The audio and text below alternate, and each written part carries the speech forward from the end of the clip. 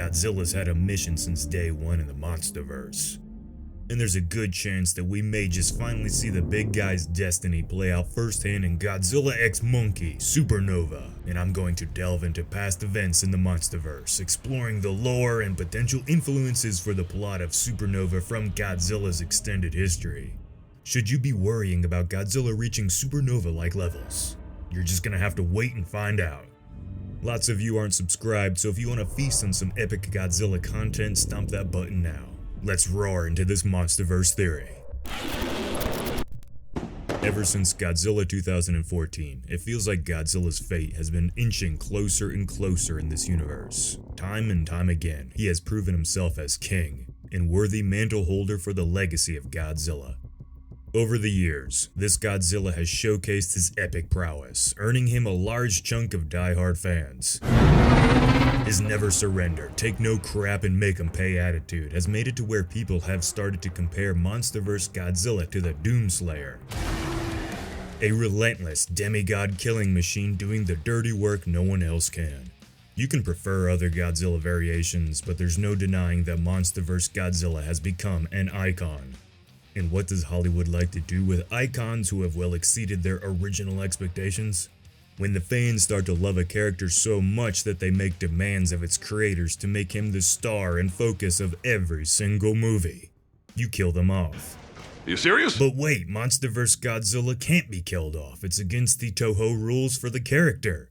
Or is it? Allegedly, they're more like guidelines than actual rules. Guideline. And Godzilla can actually die off, as long as it's implied that he will be revived in some form, evident with Godzilla -1 for example, or that he must have an heir or successor established, like Godzilla Jr. in Godzilla vs. Destoroyah. If you haven't seen this movie, I highly recommend it. It's easily one of, if not the best Toho Godzilla film made from the dudes in suits era. Spoilers if you're new to the franchise and haven't seen it, Godzilla throughout that movie is dying. His energy had grown too immense for his physical body to contain anymore, and he was slowly overheating from within. He was growing more and more powerful with every hour that went by, but also one step closer to a death that would not only end him but the planet as well. Godzilla's implosion here would have been so powerful it would have been strong enough to rip a hole through the earth, causing a cataclysmic event. Ultimately, this apocalypse was prevented. But Godzilla could not be spared. This Godzilla came to an end. Even to this day, with all the extreme passion from the fanbase for Godzilla to be an unkillable, invincible being, his fate and destiny in Godzilla vs. Destoroyah is held in the highest regard by a lot of these same fans. When it's done right and a clear follow-up is established, even Godzilla's destruction can be something to cherish if you consider yourself a follower of his. This is where the Godzilla going supernova theory comes fully into motion.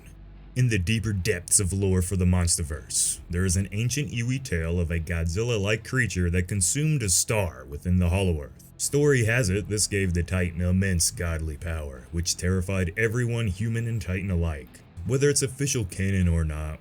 And while this could easily be a descriptive recreation of Godzilla earning his ability to use atomic breath, if you look deeper into the potential meaning of this Iwi tale, it could have been foreshadowing that the star inside of Godzilla, his essence in a sense and source of power within him, is going to die. Another name for the death of a star is the technical term supernova.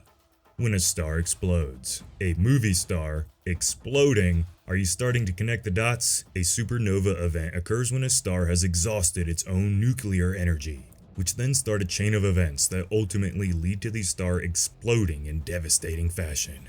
Sometimes after a supernova, a black hole forms, which, looking at this as a Godzilla fan, could imply that in the theoretical end of this Godzilla, that something even more terrifying could be born. Perhaps it's his replacement, his heir, or maybe a new villain altogether. Regardless, the title of Supernova has led to a ton of possibilities in this franchise. You could go and say it's simply a cool word to use for a mindless monster movie, but I like to think it's a lot more deep than that with this new team working on the Monsterverse now.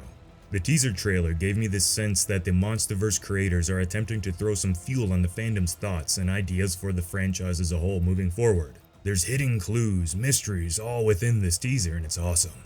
And the title itself may just hold the biggest secret.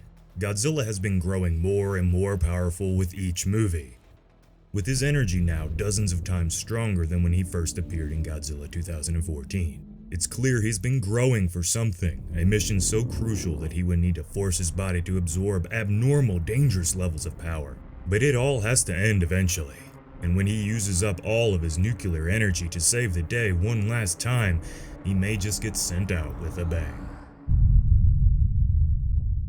If Godzilla does go supernova, then with Toho's rules, guidelines, then there must be a replacement for him, whether it's his offspring or a clone. The other option is that he must be revived and brought back from the dead. And you may be surprised on which one makes more sense within the lore of the franchise so far. In the Tiamat issue of Monsters Declassified, a substance revealed to show not just healing, but complete resurrection capabilities was introduced to the lore. Tiamat, which we all saw was very much made dead by Godzilla in the New Empire, had her head placed into a test tube and this substance was infused with it. On the computer screens, it then became evident that Tiamat was actually being revived. Whether or not she would completely regrow her body and be back to her old self is unknown.